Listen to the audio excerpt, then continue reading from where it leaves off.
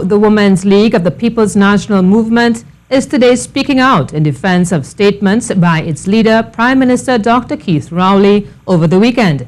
This latest development comes after Hazel Manning, the widow of former Prime Minister Patrick Manning, spoke out against Dr. Rowley's remarks, chastising the Patrick Manning-led administration for failure to complete the Vieux Fort Housing Project. Janine Browne reports.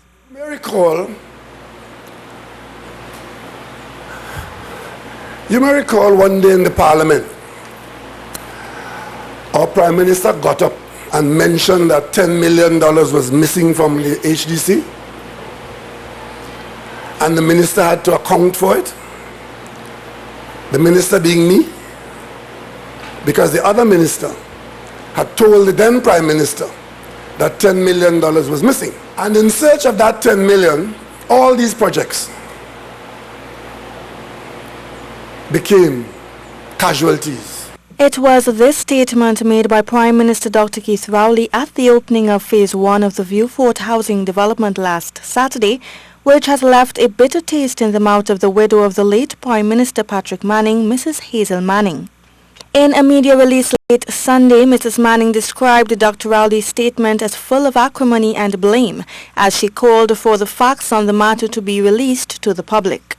She said she could say without fear of contradiction that her late husband, who died in 2016, would never stop a project in the manner outlined in the media. Responding to Mrs. Manning's displeasure over the statements, the Women's League sought to clarify that Dr. Rowley's statements were not in fact targeted to the late Mr. Manning.